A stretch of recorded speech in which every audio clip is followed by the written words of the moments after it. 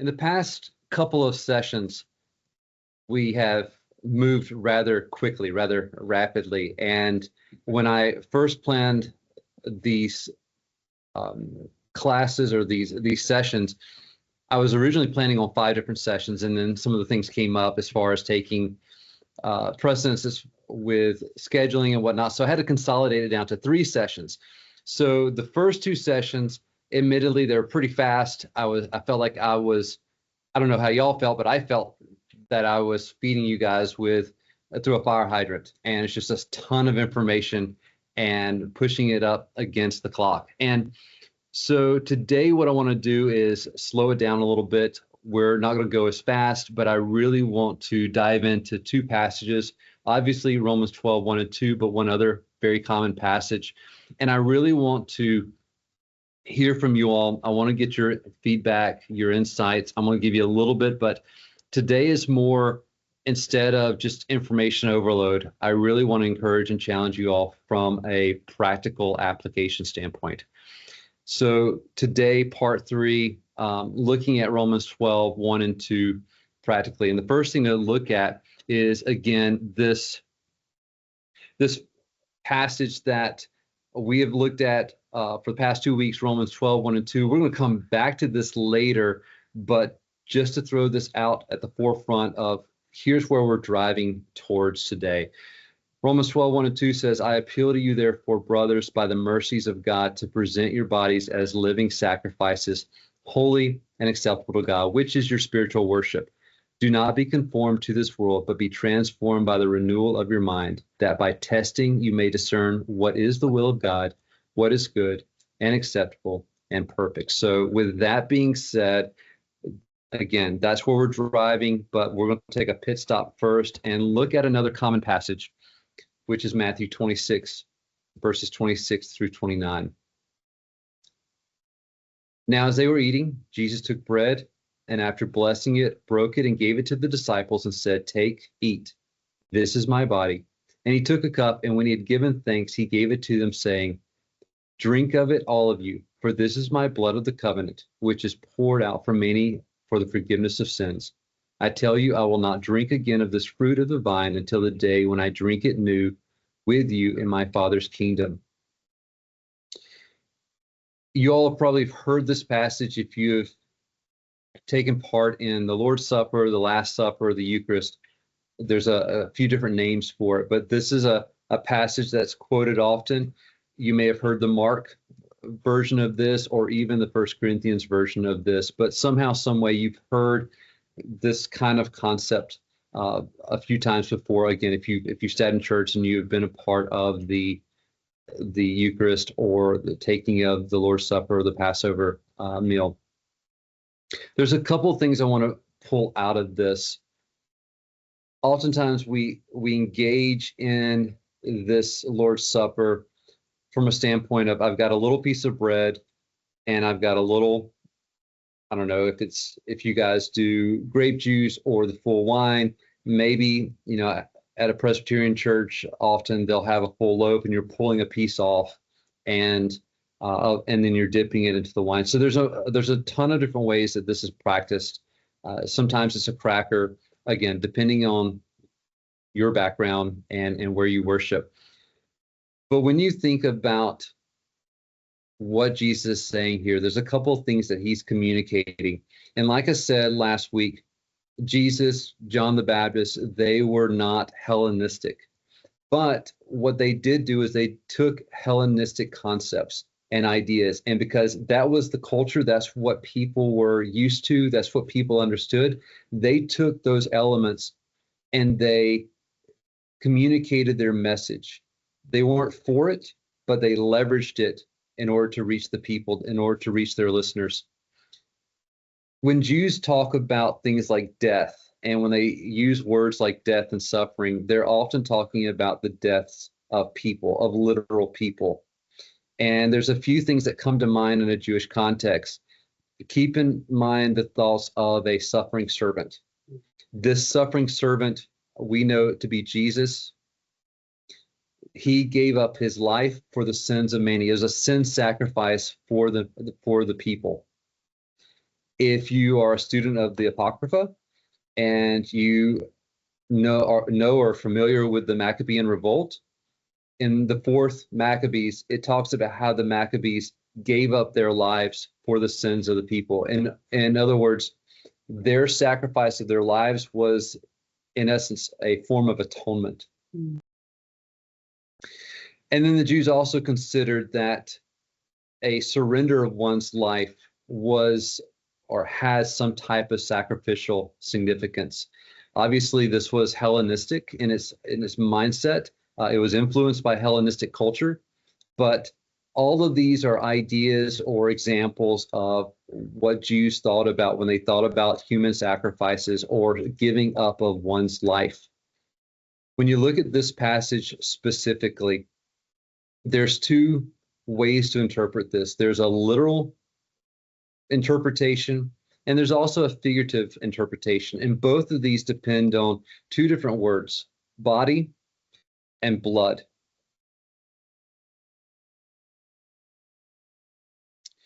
And depending on how you read this, literally or figuratively, these two words will mean two different things.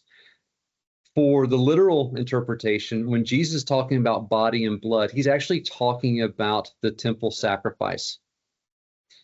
In other words, what he's communicating to his disciples is that this is a form of temple sacrifice.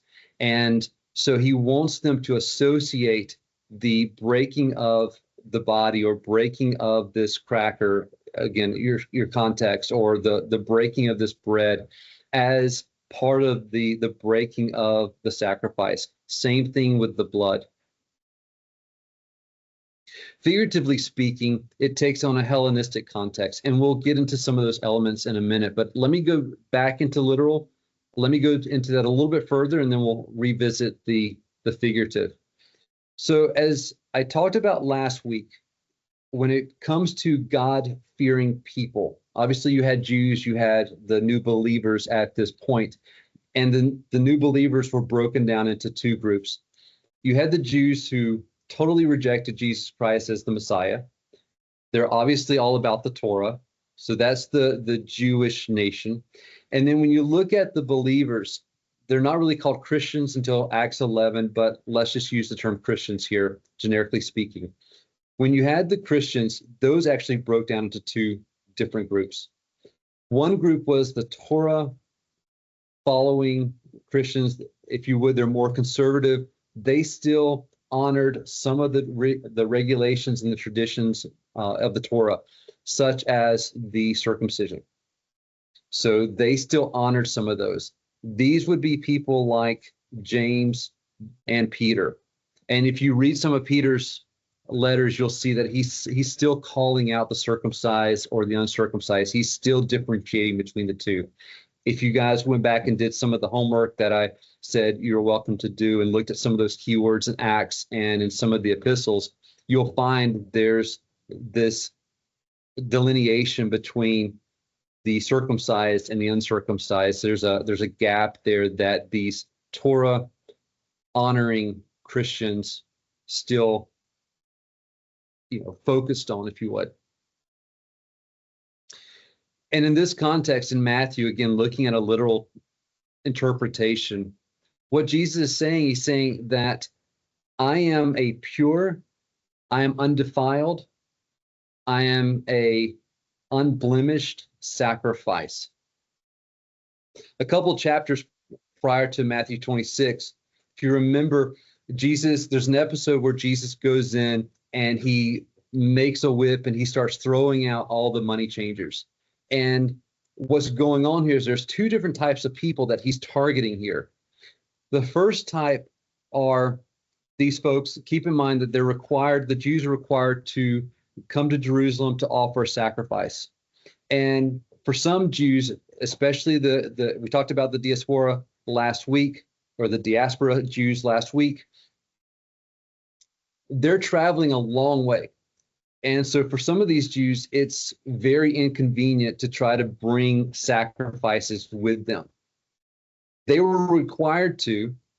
That's the first fault, is that the sacrifice was supposed to be one of their own flock, one of their own fold, They were supposed to bring that sacrifice with them. And in this traveling, they're supposed to be remembering what they're doing. Think about Abraham and Isaac and what Abraham is thinking as he's moving forward and as he's traveling with his son, the sacrifice that he's about to make. This was what the Jews were supposed to be thinking of as they're traveling with their sacrifice. But for some, or for many, traveling with a lamb was inconvenient. And so what they did was they went, and when they got to the temple, they would purchase one. Very similar to us today, we may feel like as 21st century believers, reading our Bibles today is very inconvenient. We don't have time. So what we do is we put it off until Sunday mornings, and we think, all right, if I can just get into the Word on Sunday morning, I'm good. Ask anybody who works out at a gym. Going to the gym once a week doesn't really cut it. But this is very similar to what the Jews were doing here. They're thinking, all right, I can just purchase a sacrifice when I get there.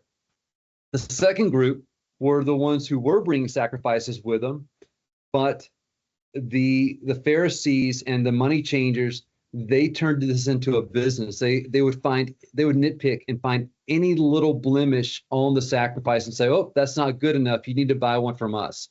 And then they would increase the cost incredibly high. And they'd make a killing off of literally killing. So no pun intended, but they would increase the cost of the sacrifice and extort money from people who are trying to honor God. So Jesus had a problem with both folks. And you'll notice here that Jesus also calls out, he does this, Mark calls this out, Matthew calls this out, but he's also talking about the blood of the covenant. Remember that we talked about the first session when we talked about the articles of the temple or the tent of meeting, how everything somehow, some way pointed to Jesus. Even the altar. We talked about how the stands of the poles, some were bronze, some were silver, how all the articles inside the tent of meeting, or excuse me, the Holy of Holies was gold. If you look into Hebrews 10, it even talks about how, here's a picture for you, how the curtains themselves, the veil, is a picture of Jesus' flesh. If you think about what happens on the cross or after Jesus is crucified, what happens to the veil in the temple? It's ripped. It's ripped. Think about Jesus' body on a cross being ripped.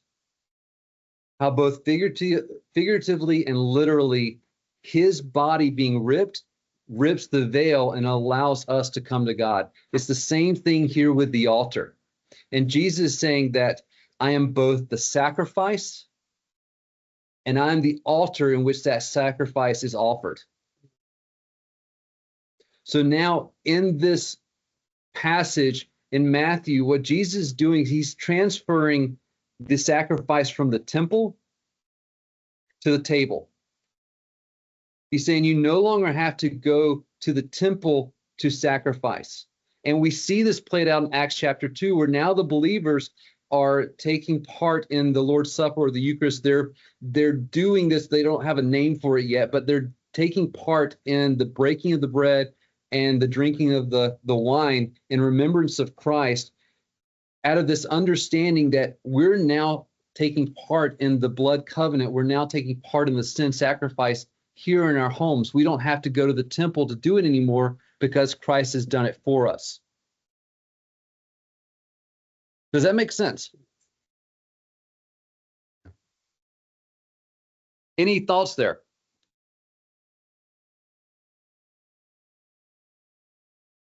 I like that alliteration, going from the temple to the table. Yeah. And spreading out God's ordained way of communing with him. And it fits with John, I think it's John 4, where it said the Father is looking for not someone to worship in this mountain or that mountain, but those who worship him in spirit and truth.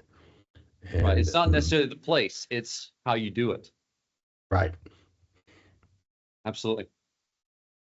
So that was the literal interpretation. Let's look at the figurative interpretation. And by the way, neither one of these are correct or neither one of these are wrong. We can look at the passage both literally and figuratively, but here's the figurative interpretation. This was one that was adopted by Paul. We see this in 1 Corinthians chapter 11.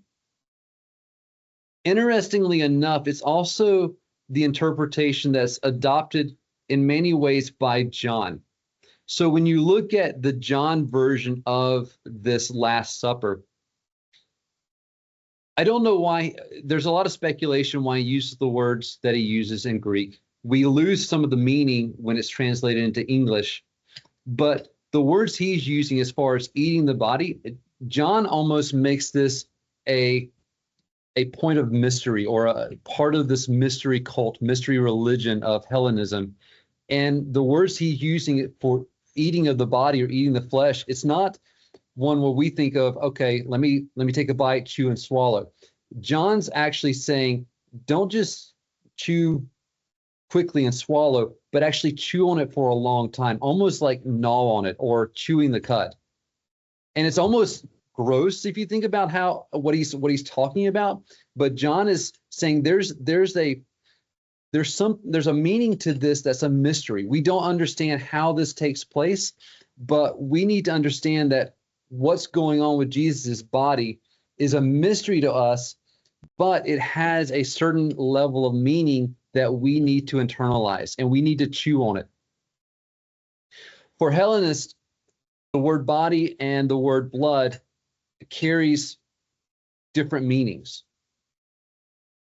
When you see the word body, and when Hellenists talk about the word body, they're talking about something very physical. They're talking about all of me or all of you physically. And that means something that takes up space, something that takes up time. It's the complete person. So think about your body and think about what you've done this morning thus far. Your body is engaged in time and space. It's a material matter. When they talk about blood, they're talking about life and death. So body is life in terms of time and space.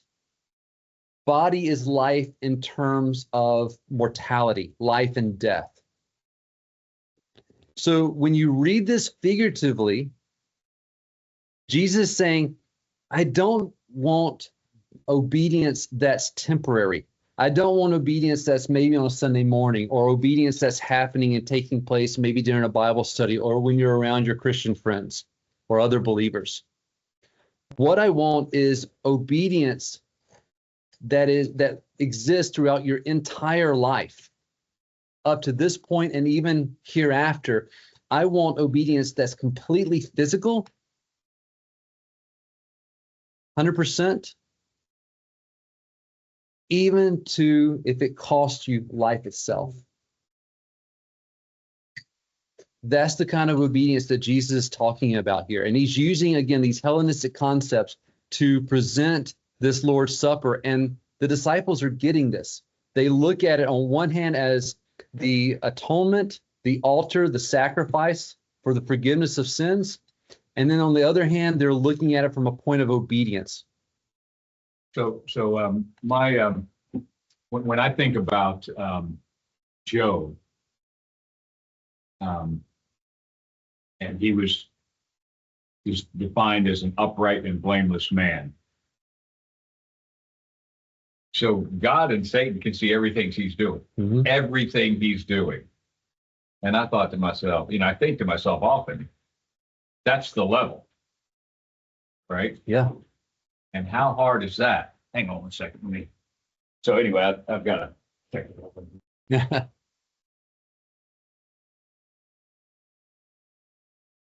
Are we waiting? Are we going? No, go on. Okay. Yeah, hold on a second. Okay, sorry. Himself outwardly. So that was Jesus, and so next time you partake of the Lord's Supper, partake of the Last Supper or the Eucharist, however you call it, I want to encourage you. remember, literally, it is that sacrifice, and figuratively, what it requires of us. And then we get into Paul. And Paul writes his letter to the church of Galatia. And again, Paul is that third group of God-fearing people. He is the Christian that is saying, well, circumcision that God talked about and that God requires is not necessarily circumcision physically, it's circumcision of the heart. And as we talked about last week, Paul didn't embrace Hellenism to its natural end, but he used Hellenism to understand components of grace. And so he writes his letter to the church of Galatia, and then people start accusing him of abolishing the law, negating sin. These are the Jews, and these are also the Torah honoring or Torah fearing Christians. They said, Paul, you're getting rid of the law, you're getting rid of the sin. And here's a couple of verse references here, but specifically, Paul comes back in his book of Romans, and Romans is actually almost an apology in the old traditional sense, not the I'm sorry, but the old traditional sense of apologetics. He's offering a defense for what he believes and why he believes it.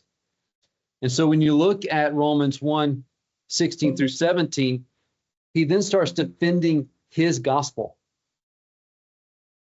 And then in Romans 1:18 through 32, he talks about the Hellenistic religion, culture, morality, how it's failed. These are the passages where women have forsaken natural relations, men have forsaken natural relations, and they've pursued Hellenistic religion all the way to pure hedonistic, self-serving ideals, and just it's all about me.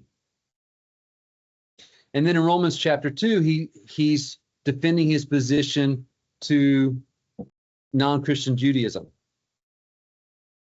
He's actually speaking to the Jews here. And then he begins unfolding his gospel.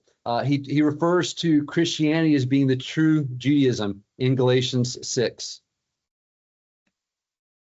Breaking this down further, he argues that Christianity is the universal church in which we're made righteous through faith. Romans chapters 3 through 6 talks and discusses different components of that, where the law is not abolished, sin is not negated, and the world is defeated. And then he argues that Christianity is not opposed to Judaism, but is actually rooted in it. In other words, if we take Judaism all the way to its natural end, it ends up with Christ. Everything about the Jewish religion, it all ends in Christ. And so that gets us all the way through Romans 11, so that in Romans 12, he says, now therefore, this is a pivotal point in his letter. It's almost like this is the middle point of the entire book of Romans. This is where it flips. And this brings us to our passage today. And again, I'll read it. I appeal to you, therefore, brothers, by the mercies of God, to present your bodies as a living sacrifice, holy and acceptable to God, which is your spiritual worship. Do not be conformed to this world, but be transformed by the renewal of your mind, that by testing you may discern what is the will of God, what is good and acceptable and perfect. So what I want to do here is I want to slow down just a brief second, and I want to look at some of the words that Paul uses here. So this is recorded, so if you want to go back and look at some of these words again, you can. But appeal. And again, I'm just going to pick out some of these words. Appeal. Paul is saying, I'm urging you, I'm not begging, but he's saying, look, I'm exhorting you, like a very strong exhortation, almost a pleading, but also an encouragement. I appeal to you, therefore, by the mercies. Now, in Romans 11, verse 33 specifically, Paul's talking about the riches and the wisdom and the knowledge that God gives us as believers.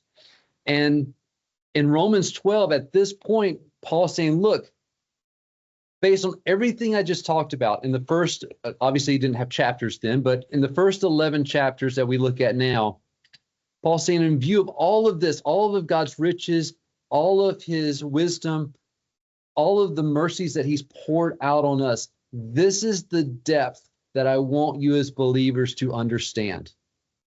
It's not something simple. It's not something shallow. God has poured this out on us. He says, now I want you to present your body as a living sacrifice. Again, it's this mentality. Think of body in the terms of what we just talked about with Jesus. These two verses are filled with Hellenistic references. Body, he's talking about a sacrifice, your entire being. And it's not just a sacrifice that is available to the Jews, but it's now a sacrifice that's been made available to all of us. Jesus Christ was the sacrifice, the atoning sacrifice for everyone, not just the Jewish nation.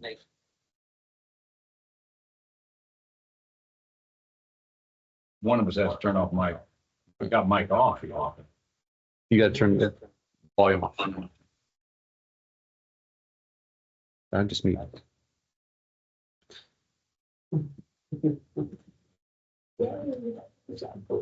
Yeah, I didn't do it. Whoever did it, It was, uh, it was a team.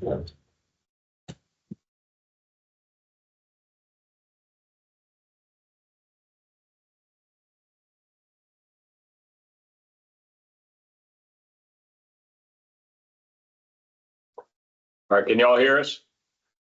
Yes. All right, Okay. we'll keep going. So this is not a slaughtered sacrifice, though. This is a living sacrifice. And so now we're living sacrifices, and we're offering not just a small piece of our lives, but the entire thing, all of our time, all of our space. Holy, again, Hellenistic reference here. And I don't have time to break all this down, so I'm just hitting you guys real quickly with some bullet points. But it's moving the believers at this time being more than just morally right. He's saying you're called to be set apart. And a lot of times Christians feel like, well, as long as I'm good, as long as I do things okay and I'm honest, or maybe I'm a person of integrity in how I handle my business affairs, and I'm just using one example here. Paul's saying, no. In this context, Paul's saying it's so much more than that. It's so much more than just the minimum. And that's where we get into the acceptable. A lot of times when we think of acceptable, you ask your kids, I'm a parent, I've got 4 teenagers, and I ask them to do something. And I've got my 2 oldest ones are great. My 2 youngest ones, they're like most teenagers where they just do the minimum because they want to go play video games or they want to go do something else. And so let me just do what mom and dad asked, the bare minimum. And then I come back and I look and I'm like, but you took out the garbage, but you didn't put another garbage bag in the trash can. Or you left a couple of things on the counter. You didn't think about putting those in the garbage bag. So Paul's saying it's not just about the minimum. It's when we think about acceptable, it's not just the minimum that's acceptable. Paul's saying the acceptable here is something of worth. It's something of value. Think about the book of Revelations where the elders, the 24 elders are coming and they see the worth of God and they're throwing their crowns down at his feet. This is our acceptable worship, is once we take a step back and we look at what God has offered to us, his riches, his glory, his knowledge, everything he's poured out on us.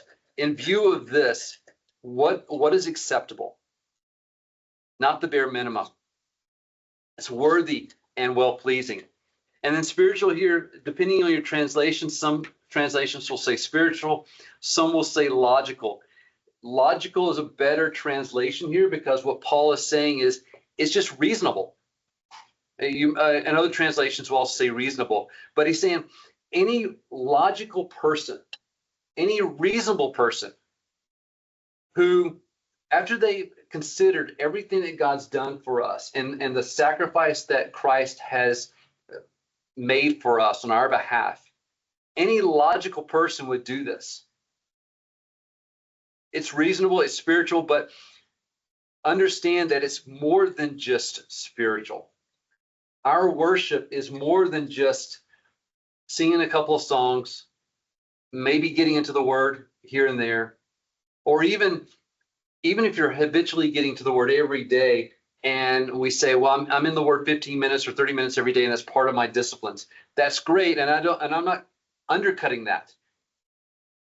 But keep in mind also that what Paul is talking about is saying that worship is more than just spiritual. It's physical.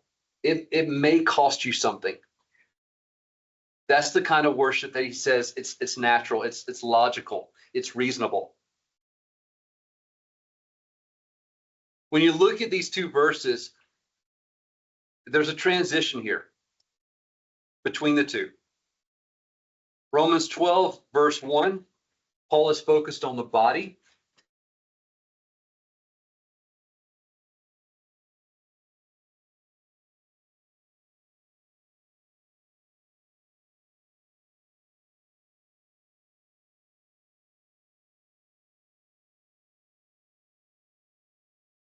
Lost the sound. Yeah, I lost audio from Joshua. Clint pushed a button by accident. It's all good. I don't think I did. So again, 12:1, Paul's focused on the body, but he also involves the mind. This is our reasonable, this is our logical, spiritual worship. And in verse 2, he focuses on the mind, but then how it plays out in the body. This is our will.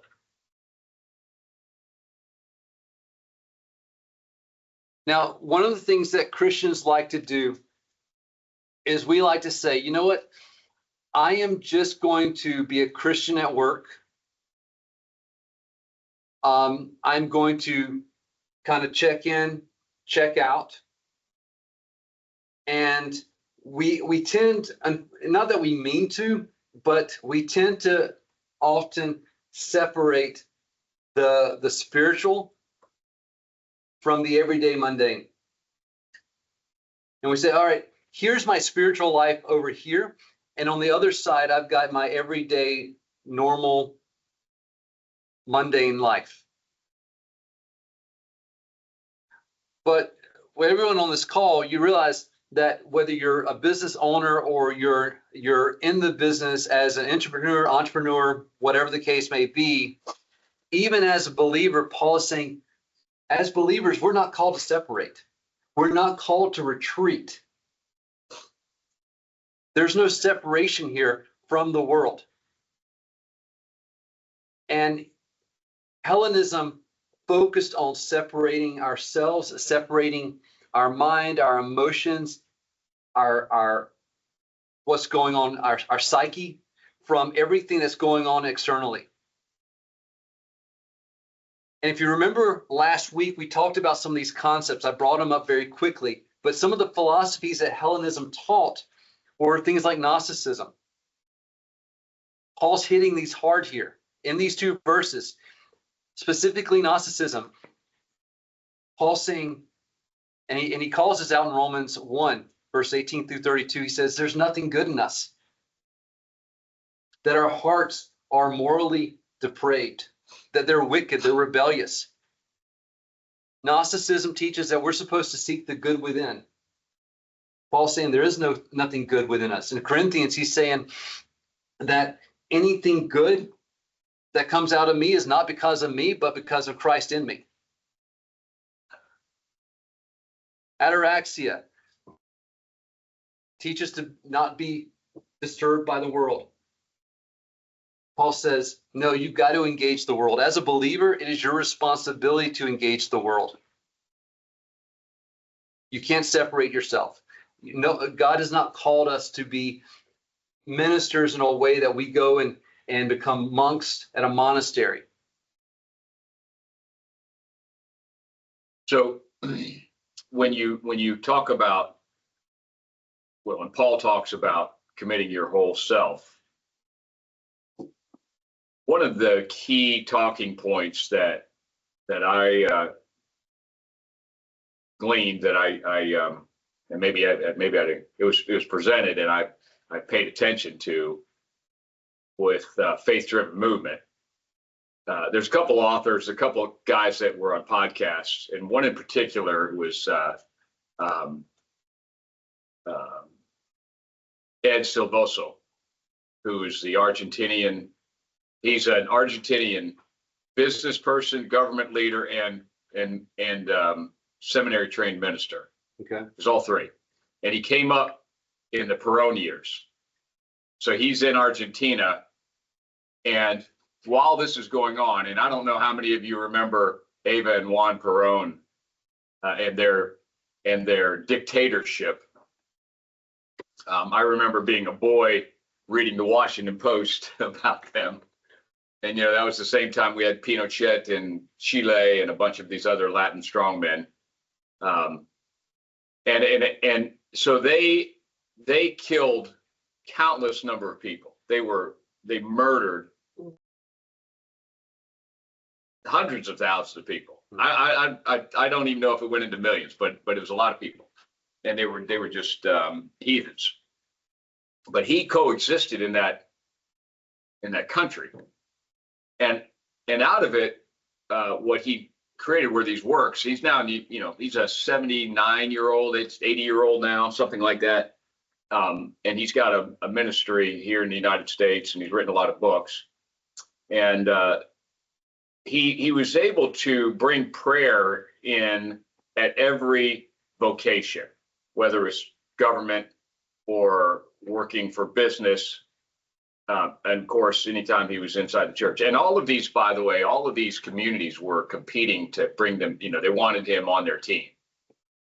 And he got results. But when it came to the faith-driven part, he would say these facts like, I've heard it 38 out of 39 miracles in the Gospels. I've heard it 39 out of 40 miracles in the Gospels. We're in the marketplace, not in the church. And, so I share these talking points with y'all on occasion, that none of the apostles were priests. They were all business people. That when he was kicked out of the synagogue preaching 1 day a week, he went and bought a house, made tents, and he preached 7 days a week.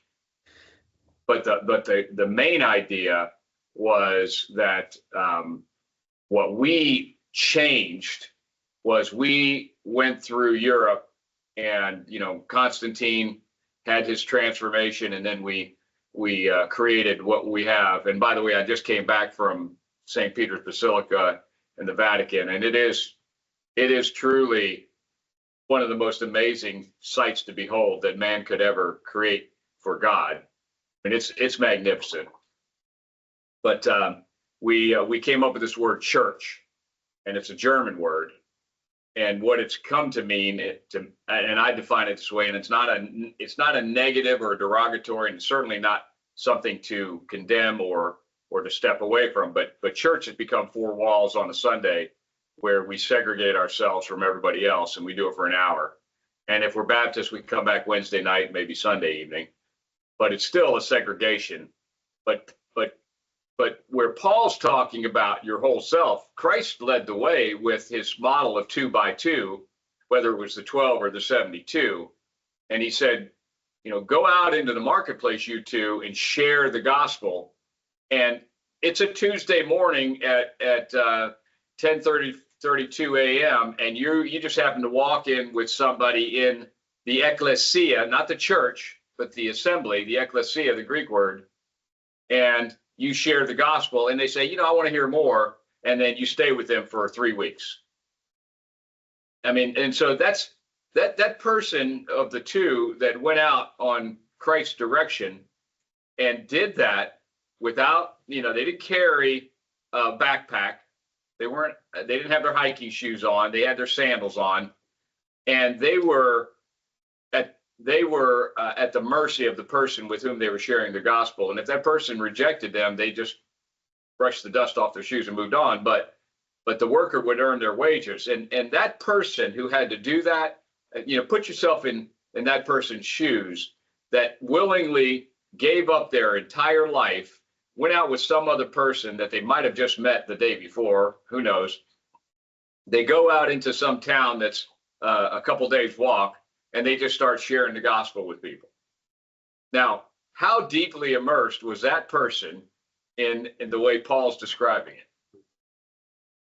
it? And how do we get there? We, Well, I know we that have to we have to invest in the tent making industry. Wait, what was that? Say that Invest in the tent making industry. Well, we're tent makers, yeah. Amen.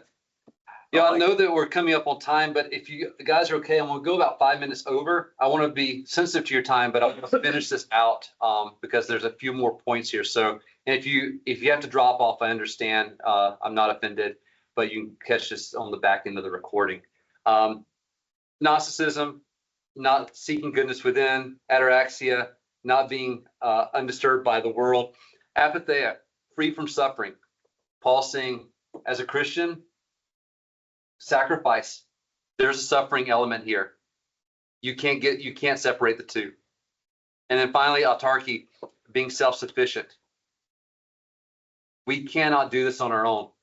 Paul's saying you have to spend time with God. And there's a renewal, there's a transformation that happens from the renewal of your mind. You can't just think happy thoughts and paint happy trees. There's no Bob Ross here. Like you have to spend time with the Lord and allow him to transform you. Paul's not talking about ethics here. He's not talking about living a good life. He's not talking about being a good person. He's talking about living a life that's lived in such a way that's a sacrifice to God, living in a way that pleases him. Notice that Paul uses the word acceptable twice here.